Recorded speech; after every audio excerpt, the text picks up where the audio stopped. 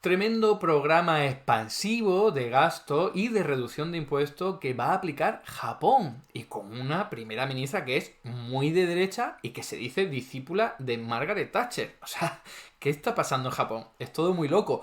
Por supuesto, los mercados financieros han salido a decir, ostras, esto va a ser caótico porque desde la época del COVID no se había puesto el Estado nipón o japonés a aumentar tantísimo el déficit público y va a ser pues una especie de apocalipsis financiero. Nada que ver con la realidad, como siempre, son mensajes alarmistas, no sé cuántísimas décadas llevamos viviendo, en noticias alarmantes y catastróficas sobre las finanzas de Japón, o sea, mucho tiempo, desde los años 90 prácticamente, pero nunca se cumple, nunca acierta. Y es que tenemos, insisto, hasta un gobierno muy de derecha en Japón que ha dicho, vamos a poner la carne en el asador desde el Estado. O sea, ella dirá que le gusta mucho Margaret Thatcher, pero desde luego en lo económico no tiene nada que ver, es todo lo contrario. Y esto es más que nada porque son más inteligentes que Margaret Thatcher y todos los economistas liberales. O sea, en Japón se puede ser muy de derecha y saber que hay que intervenir en la economía desde lo público y dinamizar la economía con gasto público y también incluso reduciendo impuestos, aumentando déficit público. Eso que pone tan nervioso a los liberales económicos, pues eso lo hace Japón porque entienden de qué va el asunto. En ese hemisferio del planeta lo entienden mejor que en este, ¿eh? China, ya hice un vídeo hablando del tema, está disparando su déficit público a unos niveles exagerados porque sabe que lo necesita para hacer frente a los aranceles de Trump. Y ahora pasa un poquito parecido con Japón, a una escala menor, pero oye, Japón ahora mismo está teniendo muchos problemas económicos y sociales por culpa de la inflación post-pandémica y saben que tienen que hacer algo. Y lo hace un gobierno muy de derecha en lo social, de verdad, y en lo político, pero es que no está reñido ser de derecha con ser inteligente en temas económicos. Ellos saben mucho más de economía que los de la derecha aquí europea y norteamericana, que no tienen ni pajolera idea. Bueno, no hablemos de los latinoamericanos, ¿no? Así que, venga, vamos a hincarle el diente a este asunto porque Japón, como siempre, nos sorprende. Fijaos, aquí tenéis el nombramiento de la primera ministra de Japón, que fue hace poco, fue en septiembre o en octubre. Sanae Takaichi, ¿vale? Ella ha hecho historia porque nunca había habido una primera ministra mujer en Japón. Y esto sí que es algo que los comparte con Margaret Thatcher, ¿no? Ella es política ultraconservadora, admiradora de Margaret Thatcher. Y como digo, en un país bastante machista en el que hay por ejemplo, un 16% de mujeres solamente en el hemiciclo, ¿no? Entre otras brechas de género súper importantes que hay en Japón. Eso es un hito y desde luego es algo a celebrar. Aunque, como podéis imaginar, al ser política de ultraderecha, pues muy feminista no es, ¿no? Ella se declara admiradora de la histórica premier británica Margaret Thatcher. Dijo, mi objetivo es ser la dama de hierro, dijo durante los debates para hacerse con el liderazgo del partido. Me gusta su actitud de trabajar con convicción en políticas impopulares si cree que son necesarias para el país, aseguró también. Su atuendo este martes, con chaqueta azul y un collar de perlas, tenía una clara inspiración thatcheriana. Aquí lo podéis ver un poquito, ¿no? Pues sí, la verdad es que algo recuerdo. En lo económico ya hemos visto que no, y lo vamos a ver más. Takaichi no destaca por ser una defensora de las políticas feministas. Esto no es sorpresa para nadie, ¿no? Aunque fue ministra de Igualdad de Género, se opuso a cambiar una ley que consagra la sucesión imperial masculina y se ha puesto a modificar una antigua ley que requiere a las parejas casadas que compartan el mismo apellido, un símbolo de la lucha por la igualdad en Japón. ¿Vale? Feminista no es, pues igual que Margaret Thatcher tampoco lo es, igual que Angela Merkel tampoco, ¿no? Por mucho que sean mujeres. También está en contra del matrimonio homosexual. Claro, como no, también esto viene en el pack, ¿no? Aunque recientemente ha ido suavizando su tono. Vale, muy bien. Se la considera una nacionalista de línea dura. Pretende revisar la constitución pacifista del país, reconocer un mayor peso de los militares y es una asidua visitante del santuario Yasukuni de Tokio, otro de los termómetros que miden el fervor patriótico en la política nipona. Este memorial dedicado a los militares japoneses fallecidos es considerado por países vecinos como China y Corea del Sur como un símbolo de las agresiones de la era imperial. O sea, fijaos de lo que estamos hablando. Una tía que los anteriores primeros ministros ni siquiera hacían este tipo de homenaje a los fascistas, creo que podemos decir, o imperialistas de Japón. Pues esta tía sí, hasta ese nivel llega, ¿no? En lo político y en lo militar. De hecho, ella es discípula de Abe, ya sabéis, este primer ministro que dinamizó la actividad económica en Japón con mucho programa de gasto público, pero que al mismo tiempo seguía siendo de derecha y que, por cierto, lo asesinaron, ¿eh? Lo asesinaron con un disparo. Dice, el único aspecto en el que se diferencia de Abe es la cuestión migratoria. Dice, Abe flexibilizó las condiciones de visado para que los sectores industrial, agrícola y de la construcción pudieran contratar la mano de obra extranjera necesaria. También promovió el turismo para generar más ingresos. En cambio, Takaichi tiene una postura dura frente a la inmigración. O sea, una joya esta mujer, como podéis ver, muy, muy, muy de derecha. Y sin embargo, aquí tenéis la sorpresa. Como protegida de Shinzo Abe, la llegó a presentar como la verdadera estrella de los conservadores, su postura económica sigue la línea de las políticas de estímulo conocidas como Abenomics. Es partidaria de la generosidad fiscal y de políticas monetarias laxas y ha pedido un mayor gasto y recorte de impuestos. ¿Vale? Mayor gasto público y recortes de impuestos, y si alguien está pensando que esto es como Margaret Thatcher, de bajar los impuestos a los ricos, pues que sepáis que no, que esta mujer ya en su primer programa, en su primer anuncio, ha señalado reducciones de impuestos a los más necesitados, a las rentas bajas. ¿Vale? No es el neoliberalismo británico, ni mucho menos. El estímulo busca, en parte, compensar parte del daño potencial en la economía japonesa, fuertemente exportadora, causado por los aranceles del presidente estadounidense Donald Trump. También busca impulsar la inversión en áreas de seguridad nacional, como la inteligencia artificial y la construcción naval. Como veis, esto es un revulsivo para un contexto geopolítico delicado en el que Donald Trump pues le ha pedido a Japón que aumente el gasto militar, que aumente las inversiones para Estados Unidos, como está haciendo con todos los países. Encima está poniendo aranceles a otros países y, por supuesto, exigiéndoselo a Japón. Esto le viene fatal a la economía japonesa, que ya estaba sufriendo después de la pandemia. Pues nada, saben que cuando hay muchos problemas tienen que arremangarse. Y lo hacen, y no le duelen prendas, ¿no? Fijaos, este es el acuerdo comercial firmado entre Trump y Takaichi. Bueno, concretamente se firmó antes, ¿vale? Pero luego hicieron ahí una ceremonia conjunta. Japón, aranceles del 15%, ¿vale? 15%, un país que en realidad basa buena parte de su poderío en exportar productos. Y si ahora tú le pones aranceles, pues fijaos cómo va la cosa, ¿no? Tokio acordó invertir 550.000 millones de dólares en proyectos seleccionados por el gobierno de Estados Unidos y aumentar las compras de productos agrícolas estadounidenses. Pues ya sabéis cómo funciona Donald Trump. Si no quieres que te aumenten mucho más los aranceles, pues ¿qué pasa? Que tienes que comprarme cosas, ¿no? Y así funciona la negociación de Donald Trump, lo ha hecho con todos los países y se está saliendo con la suya, porque al final se acaban en un arancel de 15% porque amenazó con ponerlo en el 45% o por ahí. Entonces parece una victoria, pero 15% es mucho. Significa que los productos de Japón, cuando entren en Estados Unidos, van a tener que ser un 15% más caros, con lo cual van a poder vender menos. Aquí tenéis que el saldo comercial de Japón, que en los últimos años está empeorándose, pero siempre ha sido positivo, superavitario, es decir, que ha estado vendiendo fuera más de lo que compra, pero con la crisis energética se le torció todo esto y no ha terminado de recuperarse. Sin embargo, la cuenta corriente sigue siendo positiva, es decir, que llegan inversiones, también hay ingresos por turismo y otro tipo de transferencias que va obteniendo Japón y ingresa más dinero de fuera del que gasta. También, por supuesto, por inversiones financieras, que ya sabéis que Japón tiene muchos activos fuera de su región.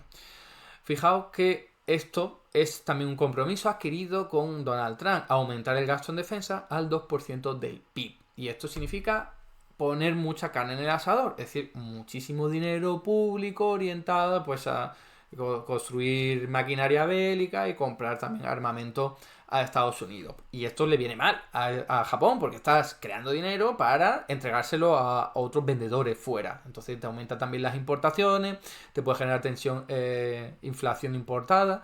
Y por eso, entre todos estos ingredientes, ha dicho, aquí hay que hacer algo, aquí hay que hacer algo.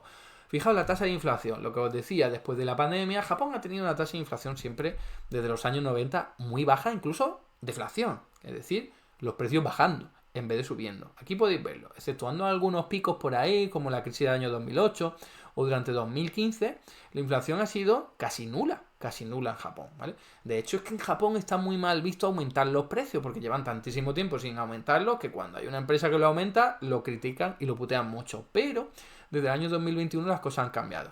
Ojo que estamos hablando de inflaciones anuales muy bajitas, del 2 y pico, del 3, apenas ha llegado al 4, pero comparado con una deflación a la que se solían enfrentar o un crecimiento cero de los precios, pues eso duele mucho. A Japón le ha dolido mucho. Fijaos que es un cambio considerable. Que si lo comparamos con los salarios, porque esto es lo importante, porque la inflación puede subir al 10%, pero si luego los salarios suben al 15%, ningún problema.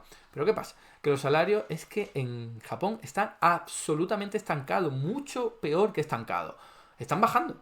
Están bajando. Ahí tenéis. La línea azul es el valores nominales y la línea naranja está en japonés, ¿vale? Pero es en valores reales. Con lo cual, resulta que la inflación está erosionando la capacidad adquisitiva de los salarios y ni siquiera para el año 2024 habían podido recuperar. Nada, sigue bajando. Esto es un problema muy grave, muy serio en Japón, porque no tenían unos salarios especialmente bollantes y resulta que ahora los tienen más bajos que en el año 2019, ¿no? Inflación muy baja, pero en parte porque los salarios están muy bajos. Y se le ha sumado un problema añadido grave, y es este. Los precios de Japón se han más que multiplicado. Ahí lo veis. Han subido al 200, ¿vale? En comparación con el 100 de 2020. O sea que se han duplicado. Se han duplicado los precios del arroz. ¿Por qué? Pues por una sequía. Una sequía muy grave. Japón cultiva el 99% del arroz que consume, acercándose a la autarquía. Por lo tanto, la producción es muy vulnerable a las crisis. Una mala cosecha en 2023 sigue perjudicando el mercado. El gobierno prácticamente ha agotado sus vastas reservas en un intenso por reducir los precios. Estamos hablando de reservas de arroz, ¿vale? No de dólares ni nada de eso. El Ministerio de Agricultura, Silvicultura y Pesca suele almacenar alrededor de 910.000 toneladas de arroz, equivalentes a 1 o 2 meses de demanda. Tras repetidas ventas este año, la reserva solo cuenta con unas 100.000 toneladas. Hemos pasado de 910 a 100. El japonés refleja esta evolución. Komai, arroz viejo, describe la cosecha del año pasado. Se ha liberado tanto arroz que los términos kokomai, arroz viejo, viejo, y kokokomai, arroz viejo, viejo, viejo, se han popularizado enormemente. Se utilizan para describir las cosechas de 2 y 3 años que ahora se venden en las tiendas. La situación se está poniendo desesperada para el gobierno. A principios de este mes, Koizumi Shinjiro, el ministro de Agricultura que reemplazó al señor Eto, anunció medidas para impedir la compra de arroz para su reventa.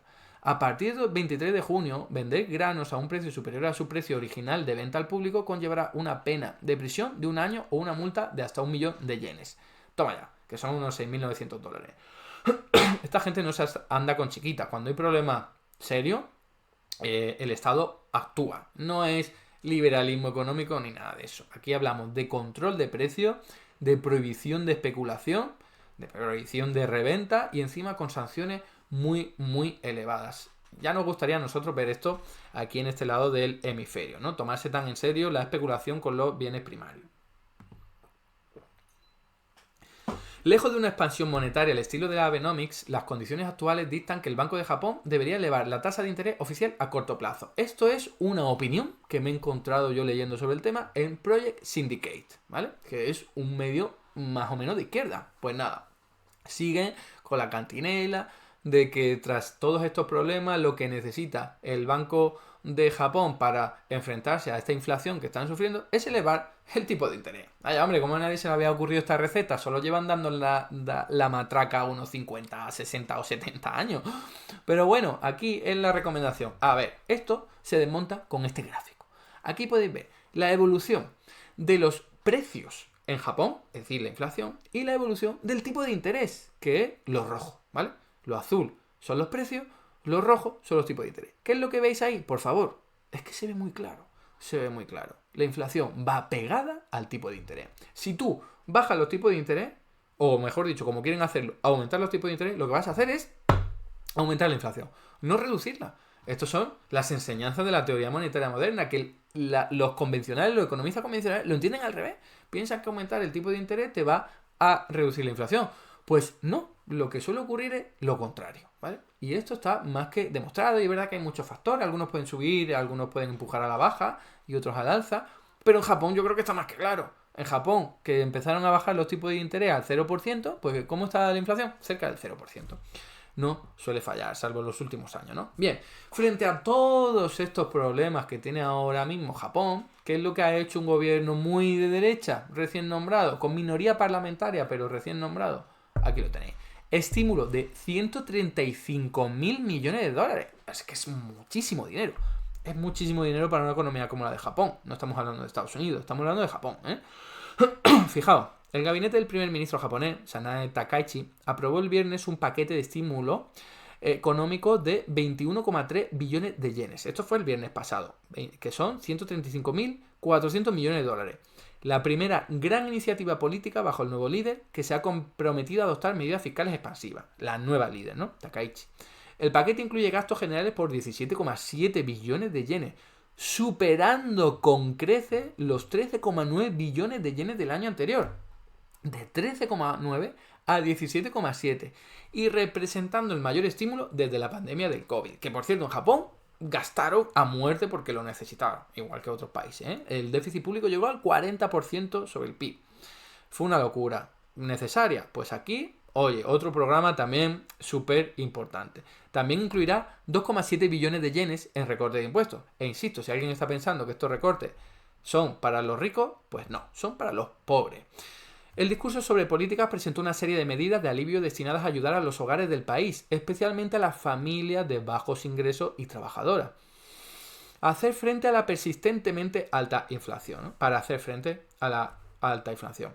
Takaichi afirmó que la deducción básica de la renta se elevará a 1,6 millones de yenes, que son 10.500 dólares. Es decir, que la gente que cobre menos de 10.500 dólares al año no paga impuestos. Es una medida muy progresiva, muy buena. Y que el umbral se incrementará en función de la inflación. Encima van deflactando ese umbral, cosa que no ha hecho ni siquiera el gobierno de coalición aquí en España, ¿no? Que es como ir adaptándote a la evolución de los precios. También indicó que se introducirá un plan de exención fiscal para los hogares de bajos ingresos y se propondrá una ley para abolir un impuesto temporal a la gasolina, ¿vale? La gasolina que además, pues ya sabemos que esto tiene también efectos regresivos, pero bueno, está ahí también, ¿no? Una medida para impulsar el consumo. Además dijo que se aumentarán los salarios de los trabajadores esenciales, como enfermeras y cuidadores, y se iniciarán debates sobre formas de reducir la carga del seguro social para las familias trabajadoras. O sea, son políticas de izquierda en lo económico, porque esta gente, insisto, no son tan dogmáticas como la gente de derecha en Europa que dice liberalismo económico. No, si eso no funciona, si ya lo sabemos, Japón también lo sabe, por eso, aunque sean de derecha, hacen estas cosas, ¿no? Fijaos lo que dice Takaichi. Nuestro objetivo es aumentar los ingresos de la gente, ¿no? Mejorar la confianza de los consumidores, impulsar la ganancia de las empresas y aumentar los ingresos fiscales sin aumentar las tasas impositivas. Dijo logrando lo que describió como un círculo virtuoso. También reiteró su compromiso con la sostenibilidad fiscal. Por supuesto, esta gente no son de la teoría monetaria moderna, porque por si a alguien se le ha venido a la cabeza, que hay gente que lo dice. Diciendo a los legisladores reunidos que el ritmo de aumento de la deuda gubernamental se mantendrá por debajo del decrecimiento económico y que la relación deuda-PIB del país se reducirá. Ya lo sabéis, esta gente en Japón son post-keynesianos o keynesianos, lo podríamos decir, ¿no? Saben que los programas de impulso fiscal son importantes, pero tampoco les dejas sin cuidado el tema de la deuda pública. No, ellos están preocupados porque no quieren que aumente la deuda pública y no quieren que aumente mucho el déficit público. La teoría monetaria moderna, por ejemplo, te diría, da igual la deuda pública que tengas, porque lo importante es la salud de la economía. Pero esta gente no llega tan a la heterodoxia. Pero oye, llegan mucho más que los economistas liberales de turno, ¿no? Porque al menos se han dado cuenta que para dinamizar la actividad económica hay que gastar y hay que liberar recursos de la gente más necesitada. Para construir una economía fuerte, implementaremos estratégicamente un estímulo fiscal bajo el principio de una política fiscal proactiva y responsable, dijo, prometiendo lograr la sostenibilidad fiscal y mantener la confianza de los mercados financieros. Siguen con el relato de que no se pongan nerviosos los mercados financieros y relax, pero al menos aplican políticas expansivas, no políticas de austeridad, ¿no? Claro, la preocupación de los mercados financieros, aquí la tenéis, ¿no? Pues ya está, subieron los tipos de interés de la deuda pública japonesa en las últimas semanas, porque ya se iba viendo cómo iba a ser el programa, cuando se anunció incluso bajó un poquito porque daba estabilidad, también el yen se sigue depreciando, y esto, por supuesto, tenemos a todos los de derecha, los liberales económicos, señalando esto y diciendo, ¿veis? Cuando se aumenta el gasto público, el déficit público, los mercados financieros se cabrean y estallan. Y a ver, ¿se cabrean? Sí, ya lo sabemos, pero no estallan, no exageréis, mentira. Porque los tipos de interés en Japón han subido, pero muy poquito, y en cualquier caso, como siempre digo, lo controla el Banco Central de Japón. No hay ningún tipo de problema. Fijaos. La creciente preocupación por el empeoramiento de la situación fiscal del país, provocada por el generoso paquete de estímulo de Takaichi, ha enviado la moneda japonesa a mínimo de 10 meses. Y los rendimientos de los bonos gubernamentales a muy largo plazo, de 30 años, a máximos históricos. En declaraciones a los periodistas, Takaichi destacó que el paquete tiene plenamente en cuenta la sostenibilidad fiscal. Fijaos, ¿eh? O sea, a esta gente le meten miedo. Le dicen, cuidado que está depreciándose mucho la moneda, que el tipo de interés está subiendo mucho. ¿Y qué es lo que hacen? Le entra por un oído y le sale por el otro.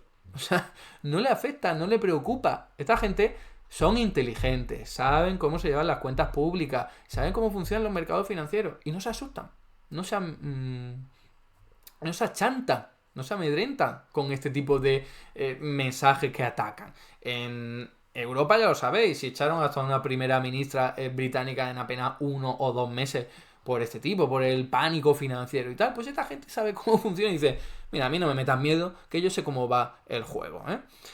Dice ella, en cuanto a la financiación, utilizaremos ingresos fiscales y no fiscales superiores a los previstos, pero cualquier déficit restante se cubrirá mediante la emisión de bonos gubernamentales adicionales, sin ningún tipo de problema ni de complejo, ¿eh? Aquí que necesitamos emitir más bonos públicos, que es más endeudamiento público, pues para adelante, ¿eh? Qué diferencia con los liberales económicos en Europa y en Norteamérica. Bueno, y en América en general. Pero se espera que el monto total de emisión de bonos del gobierno después del presupuesto suplementario, combinado con el presupuesto inicial para este año financiero, sea menor que el total posterior al suplementario del año pasado de 42 billones de yenes, dijo Takaichi, ¿no? De nuevo, restando importancia, no pasa nada, esto está controlado, sí, va a aumentar el déficit público, pero también va a crecer la actividad económica, así que una cosa por la otra, deuda pública se va a mantener más o menos controlada. De hecho, estamos hablando de un país que ha tenido déficit público muy, muy elevado durante toda su historia reciente. Fijaos que a veces ha llegado a superar el 9%, a veces ha llegado al 6, al 7, 8, ahí tenéis un montón. ¿Cuánto está últimamente? Para el último año, para el que hay datos, 2,26%. ¿Vale? O sea que no es mucho, pero el resto de los años sí que ha tenido una barbaridad de déficit público. Y deuda pública, ya sabéis la que tiene, ¿no? En torno a 240% sobre el PIB. Es una animalada, es el país con más deuda pública del mundo, con diferencia. Y no pasa nada, ni problema de deuda, ni problema de impago, ni problema de nada. Porque ellos saben muy bien cómo funciona esto. Lo han aprendido con el paso del tiempo, viviéndolo en sus carnes. ¿Cómo está la moneda? Pues aquí lo tenéis. La moneda del yen se ha depreciado mucho en los últimos 10 meses, sobre todo con el euro. Porque con el dólar no tanto. El dólar lo tenéis aquí, no tanto, en los últimos 10 meses. Porque el dólar también se ha depreciado, ¿vale? Pero si lo comparas con el euro, se ha depreciado muchísimo. O sea, si vivís en Europa y vais a viajar a Japón, os va a salir todo muy barato, ¿eh? Más barato de lo que ya estaba, que ya era bastante barato. Así que probablemente sea un buen momento para viajar a conocer el país. Pero esta depreciación, como podéis ver aquí, viene de la época de la pandemia. O sea, de la época de la pandemia en Japón, por motivos en los que no me voy a meter aquí, pero tenéis vídeos en mi canal por si queréis echarle un vistazo, la moneda se ha ido depreciando y depreciando y depreciando. Y se sigue depreciando. ¿Y esto cuánto preocupa a los japoneses? ¿O al gobierno japonés? No mucho. No mucho. En otros países como en España, en Europa, en Reino Unido y tal, estarían tirándose de los pelos. Pero en Japón, fijaos qué temple, ¿eh? Todo lo que se ha depreciado la moneda a lo largo de todo este tiempo y no pasa nada, y siguen aplicando programas de estímulo fiscal, porque saben que lo importante es dinamizar la actividad económica. No se preocupan por la depreciación de la moneda, porque en buena medida, aunque sí les puede generar inflación importada, y de hecho lo está haciendo, ya sabemos que la inflación en Japón es más alta que los años anteriores a la pandemia, pero al mismo tiempo saben que una moneda barata beneficia sus exportaciones, beneficia al turismo receptivo y saben que no pasa nada si se deprecia la moneda un poco. Y lo mismo con los tipos de interés, que por cierto, sí, se han disparado en Japón en comparación con lo que se suele manejar aquí en este país, pero oye, tampoco nada del otro mundo, ¿eh? O sea, fijaos, es que no llega, para los bonos a 2 años, no llega ni al 1%. O sea, es que es poquísimo. Mucho para Japón, pero poco para cualquier otro país. Si nosotros cogemos los bonos para 10 y 20 años, pues oye, eso sí se han disparado mucho, como podéis ver ahí, incluso para lo que está acostumbrado Japón. Pero es que esto está ocurriendo en todos los países, por culpa de los aranceles de Trump, porque todo esto empezó en el año 2025, en marzo, ¿vale? Ahí tenemos a Alemania a la izquierda, ocurre lo mismo, los tipos de interés a nivel mundial suben, el Banco Central Europeo sube en 2022, ¿vale? Por eso suben todos los tipos. ¿Y qué pasa en 2025 que para algunos bonos a 2 años baja y para otros como 10 y 20 suben? La huida del valor refugio. Donald Trump se está cargando los pactos internacionales de Bretton Woods y ya irse a los valores de refugio de toda la vida ya no da tanta seguridad. Me voy al oro, me voy al Bitcoin y todo eso está siendo este año algo muy loco, muy caótico. Pues le ha afectado a Japón también. Pero a pesar de eso, fijaos que es poquísimo. Aquí tenéis para los bonos a 30 años. En este gráfico podéis ver a la derecha qué es lo que le pasaba a Japón en el año 2011. Ya tenía muchísima deuda pública, ¿eh? Más del 200%. ¿Cuánto tenía de tipo de interés? 2%. ¿Cuánto tiene ahora en 2025? Que se le ha disparado muchísimo. No llega al... Tiene 3 y un poquito más, ¿no? O sea, muy por debajo de cualquier otro país. Fijaos, bueno, quizás Dinamarca está por debajo y China, ¿no? O sea, sí, y China. Pero el resto está por encima. Reino Unido, Italia, Estados Unidos, Reino Unido, y no son tipos de interés especialmente altos, porque no llegan ni al 6%. O sea que, sí, en Japón han aumentado los tipos de interés y está todo el mundo diciendo, esto es una locura, esto va a acabar con Japón y no sé qué, y en realidad está muy por debajo de lo que ocurre en otros países. O sea, nada de alarmismo. Además, tenemos un gobierno muy conservador que dice, esto tendrá su tipo de coste, pero no me preocupa, lo importante es dinamizar la actividad económica con mi programa fiscal. Para aquellos que están pensando ahora mismo, porque siempre les viene a la cabeza, Japón no tiene problema de deuda pública porque se la compran los japoneses, que son muy buena gente y son como solidarios con su Estado. No tiene nada que ver, esto ya lo desmontó la teoría monetaria moderna hace mucho tiempo. De hecho, si así fuera, Brasil, Tailandia, Rusia, India y China tendrían que tener mucha mejor posición fiscal que Japón. Y no la tienen necesariamente.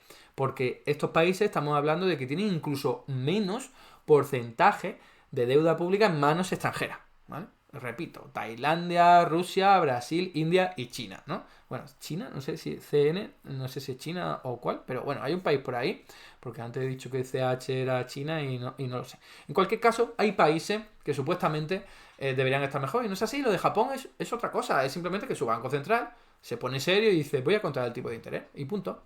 Y no se le dispara, ¿vale? Porque aquí lo que podéis ver en este gráfico es lo que os he dicho, ¿no? La cantidad de activos de deuda pública que tienen en manos extranjeros y en manos nacionales, ¿no? Inversamente.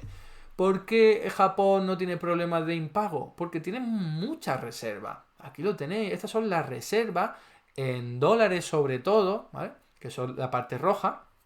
Tiene un mogollón de reservas. Es decir, los inversores financieros saben que en cualquier momento que le pidan algo a Japón, oye, devuélveme la deuda, que es en yenes, pues Japón se lo va a poder pagar porque crea los yenes. Como tiene músculo financiero, músculo industrial, músculo tecnológico y músculo de divisa, porque tiene un montón de dólares, pues sabe que no va a haber ningún tipo de problema, ni de impago, ni de parcial, ni nada. Así funciona esto, si es que es más que evidente que nada. Además, Japón también invierte mucho en el extranjero, tiene muchas grandes empresas en el extranjero, son grandes activos, esa es la barra naranja que veis ahí. Así que si lo sumas todo, está en el 80% sobre el PIB.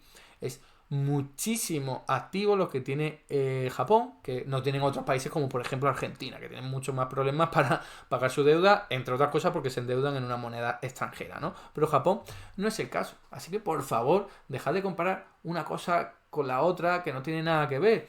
Y sobre todo, vamos a aprender de los dirigentes políticos de Japón, que aunque son de derecha, saben que el liberalismo económico conduce al desastre más absoluto y saben que se tienen que arremangar para mejorar las condiciones de vida de sus ciudadanos. Lo hacen bajando impuestos a los menos adinerados, a los más necesitados, a las rentas más bajas. Lo hacen aumentando el gasto público de todo tipo, incluyendo déficit público con endeudamiento público. Y es que lo hacen sin preocuparse de que aumente la deuda pública, de que se le deprecie la moneda, de que aumente un poquito los tipos de interés la deuda pública. Saben que todo eso lo tienen controlado. Son muchos años, ya desde los años 90 los japoneses saben cómo funciona esto. Tienen músculo financiero, tienen mucha experiencia. Así que, por favor, cuando escuchéis noticias Instagramers, youtubers diciendo en Japón se está liando parda. Por favor, relax, porque no es así. Porque no es así. Hasta aquí el vídeo de hoy. Muchas gracias por estar ahí y si te ha resultado interesante, no dudes en comentar, darle like y compartir, que la teoría económica dominante no se combate sola.